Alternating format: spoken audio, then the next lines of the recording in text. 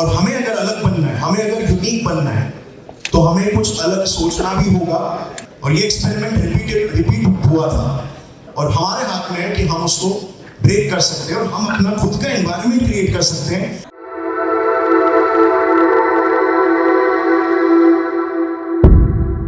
All the ways, let's start from, let's say, Galileo, Newton, Copernicus, Pascal, Archimedes, Rabindranath Tagore ji.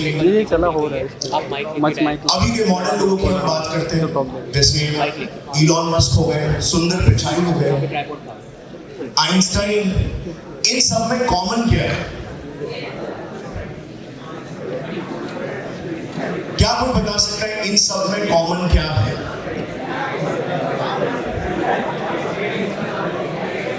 Curiosity. अच्छा, मैं curiosity सुन रहा हूँ, creativity सुन रहा हूँ, हार्ड वर्क किसी ने बोला था, passion, consistency, focus. So definitely ये सारे ट्रेड्स है उनमें और ये काफी इंपॉर्टेंट ट्रेड्स है, बट ये सभी के सभी ना पॉलीमैथ। अब पॉलीमैथ ये शब्द क्या होता है? क्या इसका मतलब ये है कि ये लोग मैथ्स में बहुत अच्छे थे? पॉलीमैथ का मतलब होता है कोई भी पर्सन जो कि 3 से ज्यादा सब्जेक्ट्स में डीप नॉलेज उसके पास है, 3 से ज्यादा सब्जेक्ट में जिसके पास डीप नॉलेज है, उसको पॉलीमैथ कहते हैं।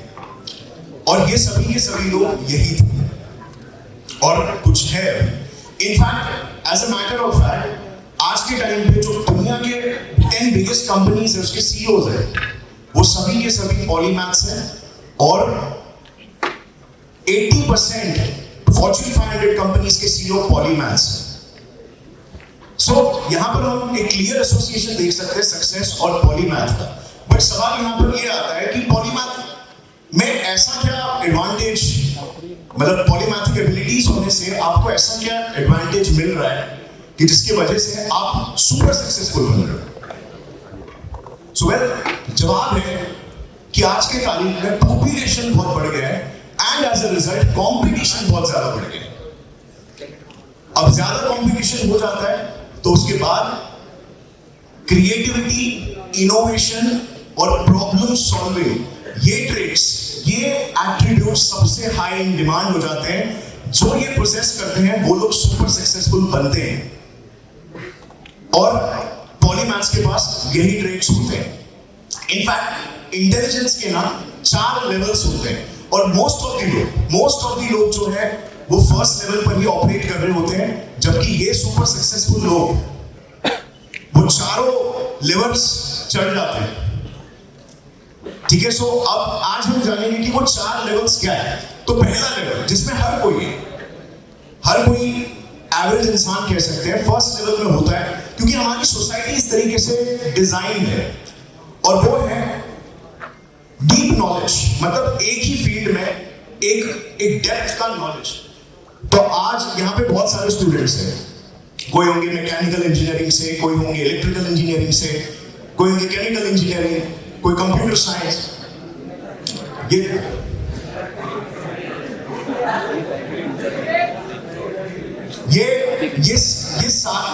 ये सारे कोर्सेज में बेसिकली हमें डीप नॉलेज दिया जाता है उस पर्टिकुलर फील्ड के बारे में। और अगर आप शुरुआत से देखोगे, ठीक है, एकेडमिक्स में एक फील्ड में हमें डीप नॉलेज दिया जाता है और हर कोई इंसान एक्वायर भी बेसिक डेप्थ का नॉलेज करता है, लेकिन ये काफी नहीं है।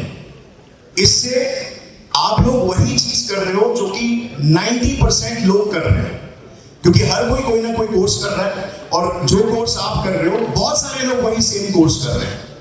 तो ऐसे में डिफरेंशिएशन का फैक्टर आना बहुत मुश्किल हो जाता है। दूसरा लेवल जो होता है वो लेवल होता है इंटेलिजेंस का। तो एक बार आपने इन डेप्थ नॉलेज एक पर्टिकुलर फील्ड में गेन कर लिया, तो दूसरा जो लेवल है that is the level of polymath. Polymath के पास डेप्थ भी होता है but at the same time width भी होता है। विड्थ तो रेंज होता है उसके पास। क्योंकि उसके पास मल्टीपल डोमेन्स का नॉलेज है। और यहां पे जरा ध्यान देना, क्रिएटिविटी होती क्या है? Creativity is your ability to connect या कंजॉइन वन आइडिया और one principle from one domain to another idea, another principle of another domain. यही क्रिएटिविटी है, यही इनोवेशन है। तो जो पॉलीमैथ्स होते हैं उनके पास जो रेंज होता है, जो बड़ा रेंज है डिफरेंट सब्जेक्ट्स, डिफरेंट डोमेन्स का, वो उन्हें बहुत हेल्प करता है ऐसे प्रोडक्ट्स बनाने के लिए, ऐसे एंटरप्रेन्योर्स बनने के लिए, ऐसे प्रॉब्लम सॉल्वर्स बनने के लिए जो कि कोई भी नहीं है उस स्पेस में। यहां पर एग्जांपल हम स्टीव जॉब्स का ले सकते हैं। Steve jobs was brilliant at, you know, उनके पास डेफिनेटली कंप्यूटर साइंस का नॉलेज अच्छा था, उनके पास डिजाइन का नॉलेज बहुत अच्छा था, जिससे वो हाई टेक मशीन्स को बहुत ही ब्यूटीफुल डिजाइन्स में पैकेज कर पाते थे। सेम चीज इलॉन मस्क है। इलॉन मस्क तो हर कोई एग्री करेगा, is a super polymath, right? कोई लिंक ही नहीं है, कहां से स्टार्ट किया और अभी कहां पे पहुंच गया। टेस्ला, स्पेसएक्स सारे आउट ऑफ दी, लाइक कोई रिलेशन ही नहीं है। Anyway, coming back to the third level, second polymath है। फर्स्ट है डेप्थ का, जिसको आप आई समझ सकते हो, I, the level of I. Second is T, क्योंकि अब आपके पास रेंज भी है, हॉरिजॉन्टल रेंज, और आपके पास वर्टिकल डेप्थ भी है। Third level is accurate mental models. देखो, हर किसी के पास ना, दुनिया जिस तरीके से चल रही है, बिजनेस जिस तरीके से हो रहा है, कंज्यूमर प्रेफरेंसेस कैसे चेंज हो रहे हैं, प्रोडक्ट्स कैसे बन रहे हैं, ये सबका एक पिक्चर, दुनिया कैसे काम करती है, इसका हमारे पास एक पिक्चर है। हर किसी के पास यूनिक पिक्चर है। इसको हम मेंटल मॉडल बोलते हैं, ठीक है? लेकिन फर्क ये है कि जो सुपर सक्सेसफुल होते हैं, उनके जो मेंटल मॉडल्स होते हैं, वो far more accurate representation of reality होते हैं as compared to general masses. वो लोग जो चीज सोचते हैं, जो जिस तरीके से वो सिचुएशन को एनालाइज करते हैं और जो थियरीज बनाते हैं और उस पर काम करना स्टार्ट करते हैं, वो उन्हें सक्सेस के रास्ते पे लेके जाता है, बिकॉज वो अच्छे से सिचुएशन को एनालाइज कर पाते हैं। सो एक्यूरेट मेंटल मॉडल्स, ये थर्ड स्टेज ऑफ इंटेलिजेंस है, जो तभी अनलॉक होता है जब आप एक पॉलीमैथ बनते हो, आप पॉलीमैथिक एबिलिटीज एक्वायर करते हो। फोर्थ इज, ये वर्ड आपने बार बार सुना होगा, is the level of visionary. तो हमने हर बार सुना है कि जो सुपर सक्सेसफुल होते हैं, एंटरप्रेन्योर्स होते हैं, दे आर विजनरीज। अब जस्ट इमेजिन कि विजनरी बनने के लिए कितना कॉम्प्लिकेटेड थॉट प्रोसेस चाहिए होता है। आपको दुनिया में चल रहे कॉम्प्लिकेटेड सिस्टम्स, इकोनॉमी के सिस्टम्स हो गए, पॉलिटिक्स के सिस्टम्स हो गए, प्रोडक्ट्स के सिस्टम्स, कंज्यूमर बिहेवियर के सिस्टम्स हो गए, मैनेजमेंट के सिस्टम्स हो गए, आपको ये सारे के सारे सिस्टम्स को समझना है। And then you have to make predictions कि आगे 10 साल डाउन द लाइन दुनिया कैसी दिखने वाली है। ये तभी ही पॉसिबल है when you have polymathic abilities, when you have accurate mental models. So guys, इससे बेसिकली मैं यही कहना चाहता हूं कि आज के तारीख में ये बहुत इंपॉर्टेंट हो चुका है कि हम अपनी नॉलेज के रेंज को बढ़ाएं, सिर्फ और सिर्फ एक पर्टिकुलर फील्ड पर नहीं फोकस करें। मैं इसको एक एक्सपेरिमेंट के बारे में आपको बताता हूं और फिर समझाता हूं। क्योंकि हमारे पास टाइम कम है तो मैं एक्सपेरिमेंट को इन शॉर्ट बताऊंगा, लेकिन आप लोग समझना कि क्यों ये इतना हार्ड है, कि क्यों कुछ लोग सुपर सक्सेसफुल बन जाते हैं और वो ये पॉलीमैथिक एबिलिटीज गेन कर लेते हैं और कुछ लोग नहीं कर पाते। सो एक एक्सपेरिमेंट किया गया था मंकीज पर, ठीक है? अब ये मंकीज हम सबसे रिलेटेड है, क्लोजली रिलेटेड है। यहाँ पर 3 प्रजाति के मंकीज को लिया गया था, चिंपैंजीज, ओरंगुटैन्स और बोनोबोस। और ये तीनों मंकीज को जर्मनी के जू में इन्हें रखा गया था, इन पे एक्सपेरिमेंट करें। अब यहाँ पर जो चिंपैंजीज होते हैं और जो बोनोबोस होते हैं, ये लोग सोशल एनिमल्स हैं, जबकि ओरंगुटैन्स ओरंगुटैन्स एक टाइगर की तरह, ठीक है, दे आर सॉलिटरी क्रीचर्स। तो साइंटिस्टों ने क्या किया कि इनके हैबिटेट्स को पकड़ा। हैबिटेट्स मतलब जहां पे वो लोग रह रहे हैं नेचुरल अपने एनवायरनमेंट में। तो साइंटिस्टों ने चिंपैंजीज को देखा, चिंपैंजीज पे नजर रखी, ओरंगुटैन्स पे नजर रखी और साथ में बोनोबोस पे नजर रखी। उन्होंने टेस्ट करने के लिए ना उनके हैबिटेट के अराउंड कुछ विचित्र विचित्र चीजों को रखा, ठीक है, जैसे टॉयज रख दिया या कुछ अजीब मतलब अजीब से दिखने वाले चीजों को, जैसे कि इंसान का पुतला रख दिया। उन्होंने कभी कभार जानवरों को रख दिया, कभी कभार लाइव इंसानों को रख दिया। All this while to test कि वो क्रीचर्स का रिएक्शन क्या होता है नॉवेल्टी को देखकर। वो उनकी क्यूरियोसिटी को मापना चाहते थे।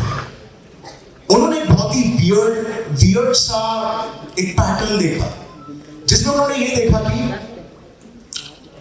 जो सोशल एनिमल्स थे जैसे ओरंगुटैन्स और बोनोबोस और चिंपैंजीज, ये सोशल एनिमल्स हैं, ठीक है।